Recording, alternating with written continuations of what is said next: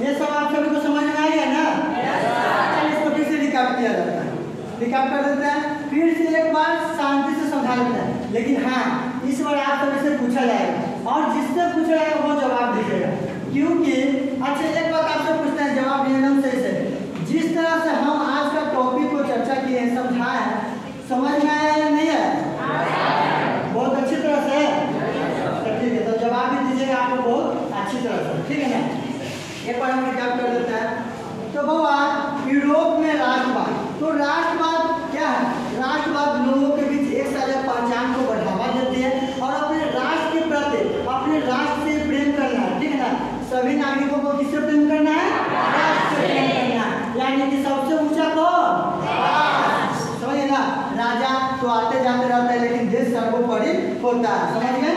उसके बाद क्या था कि उसी में 1789 के राष्ट्रवाद के सबसे पहले अभिव्यक्ति फ्रांस में होती है, 1789 की क्रांति के समय। क्रांति का मतलब हम बताते हैं कि बदलाव, यानी कि 1789 में जो फ्रांसीसी क्रांति हुआ था वो परिवर्तन लाया। कहाँ पे? यूरोप में एक देश था फ्रांस, वहाँ पे परिवर्तन लाया।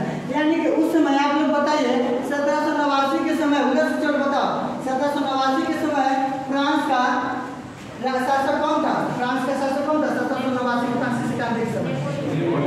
अरे फ्रांस का शासक कौन था? नेपोलियन था। ये जो बोलो लुई सोलह, बहुत बढ़िया, लुई सोलह, ठीक है। तो लुई सोलह किस वंश से बिलोंग करता था बच्चों, आप लोग बताइए तो? ठीक है ना? तो बुर्बो वंश का शासक था जो कि घोर प्रतिक्रियावादी था, निरंकुश शासन था। वो क्या करता था? अपने बातों को जबरदस्ती लोगों से क्या करता था बच्चों? मनवाता था।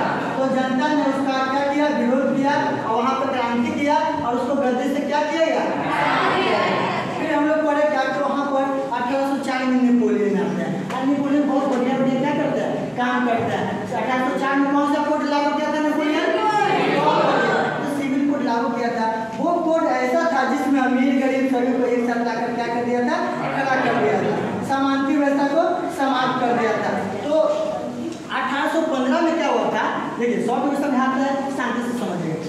तो नेपोलियन इसका प्रभाव अदर कंट्री पर पड़ने लगा, यानी कि जो ब्रिटेन था, रूस था, ब्रिटेन, रूस, ऑस्ट्रेलिया, फ्रांस था, वहाँ के लोगों को भी खबर मिलने लगी, फैलने लगी वहाँ के लोगों के बीच में कि देखिए राजा तो आते जाते रहते हैं, फिर प्रेम किससे करना है? देश से करना है। देश प्रेम सबसे बड़ा प्रेम, समझिए ना? देश के लिए कीजिए, राजा तो आते जाते रहते हैं। तो 1815 में एक युद्ध होता है। क्या चीज का युद्ध हुआ था? नहीं सुना? जोर से बोलिए। जी हाँ, वाटरलू का युद्ध। ये वाटरलू का युद्ध क्या था? तो वाटरलू के युद्ध में एक तरफ नेपोलियन और एक तरफ ये 4 कंट्री, रूस, ब्रिटेन, ऑस्ट्रेलिया और रशिया, ये चारों मिलकर उस युद्ध में नेपोलियन को हरा देता है। और उसके बाद 1815 में संधि होता है। किस चीज का संधि होता है? किसकी राजधानी बच्चों? बढ़िया, वियना ऑस्ट्रेलिया की क्या है? राजधानी। तो वियना में संधि होता है, समझिए ना? उस संधि किसके नेतृत्व में किया जाता है? मेटरनिक कौन था? मेटरनिक स्वागत भाव करता है ब्रिटेन का, रूस का और फ्रांस का। वहाँ पे जाते हैं और चारों मिलकर बैठक करते हैं और मीटिंग में फैसला किया जाता है क्या है कि वहाँ का जो 2 क्षेत्र सिसिली और नेपाल, वहाँ का राजा बनाया, मतलब वहाँ पर फिर से किस वंश को लाया गया? जो बुर्बो वंश की समाप्ति हो गया था फ्रांस में, उस वंश को फिर से कब लाया गया था बच्चा? 1815 में बुर्बो वंश का लाया गया था और फिर राजा बनाया गया था। किसको राजा बनाया गया था वहाँ पे? लुई 18 जी, लुई 18 को वहाँ का क्या बनाया जाता है? राजा बनाया जाता है। फर्डिनेंड वहाँ का शासक रहता है। फर्डिनेंड के नेतृत्व में किसको बना? फर्डिनेंड जो था ना, उस पर उसको 2 क्षेत्र दे दिया जाता है, सिसिली और नेपाल। और फिर से वहाँ पर बुर्बो वंश की पुनर्स्थापना हो जाता है और नेपोलियन का जो था स्थापना लोकतांत्रिक शासन क्या कर दिया जाता है? समाप्त कर दिया जाता है। और फिर से वहाँ पर राजतंत्र आ जाता है, निरंकुशवाद शासन आ जाता है। कहाँ पे? फ्रांस में। समझिए, इतना समझने में किसी को कोई दिक्कत नहीं है। फिर वहाँ का जो क्षेत्र था उसका बंटवारा हो जाता है। कुछ हिस्सा ऑस्ट्रेलिया ले लेता है, कुछ हिस्सा फ्रांस ले लेता है, कुछ हिस्सा ब्रिटेन ले लेता है, कुछ हिस्सा कौन लेता है? कौन? वो कौन था? पादरी के चर्च से संबंधित है, जो सबसे ऊंचा होता है ना, जो सर्वोपरि होता है, जिसका मान्यता सबसे ऊंचा होता है, उसी को पोप कहा जाता है, ठीक है ना? तो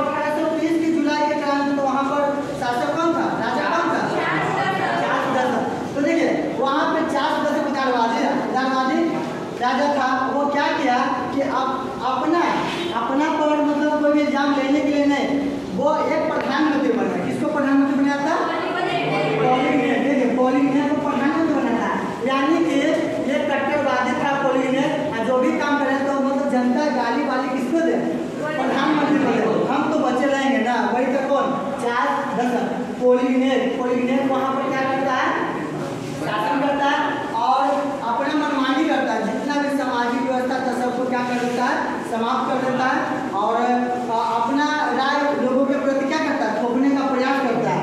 तो फिर वहाँ के लोग क्या करते हैं, इसके खिलाफ में खड़े हो जाते हैं। और उसी समय जुलाई में फ्रांस में गृहयुद्ध छिड़ जाता है। क्या छिड़ जाता है, गृहयुद्ध, क्योंकि जनता क्या हो गए थे, 4 दशम से पोलिगनेट से नाराज हो गए थे। समझे ना, ये जितना भी इसका महत्व था सबको खत्म कर दिया और ये कहा क्या कि जो राजा महाराजा सिर्फ उसी को अधिकार मिलेगा, बाकी किसी को अधिकार नहीं दिया जाएगा। तो उसके खिलाफ में जनता क्या हुआ, विरोध कर दिए और उसको गद्दी से हटा दिए। कब हटा था बता दो, 1830, ठीक है ना, जुलाई 1830 में। अब वो वहाँ से हटा तो कहाँ पर भाग गया था, शरण लेने के लिए भाग गया था इंग्लैंड, ठीक है ना। यहाँ तक सबको समझ में आया, कोई दिक्कत नहीं ना। उसके जाने के बाद वहाँ पे फिर वही शासन स्थापित हो जाता है, लोकतांत्रिक शासन हो गया ना।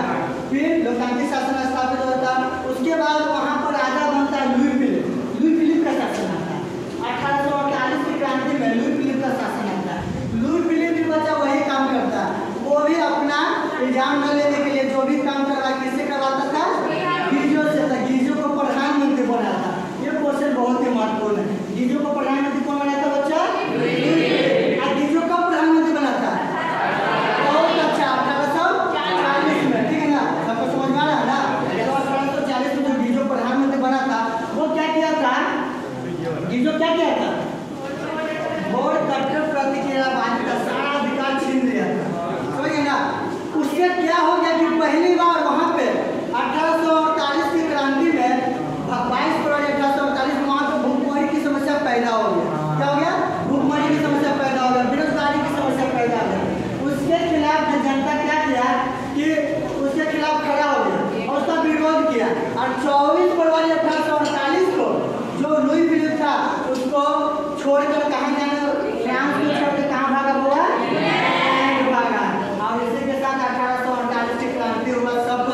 और फिर वहाँ पे लुई ब्लास होते हैं, समाज सुधारक थे और गणतांत्रिक विचारों का जो समर्थन थे, क्या नाम था उसका, क्या, लामार्टिन जो थे, देखिए 1848 में तो भगा गया था किसको, लुई फिलिप को, इंग्लैंड भाग गया था। तो वहाँ पे गणतंत्र की स्थापना हो गया था। कहाँ पे बच्चों, फ्रांस में। और लुई ब्लास समाज सुधारक थे और ये गणतंत्र जो लामार्टिन जो थे गणतांत्रिक सुधारक थे। दोनों के बीच मतभेद पैदा हुआ। यही मतभेद क्या किया कि वहाँ पे गणतांत्रिक की स्थापना की। अब उसमें क्या हुआ कि लोगों का एक संविधान होगा और 21 वर्ष की उम्र के लोगों को वोट देने का अधिकार होगा। और वो लोग क्या करेंगे, अपने राजा को अपनी इच्छा अनुसार चुन सकते हैं। इसी के साथ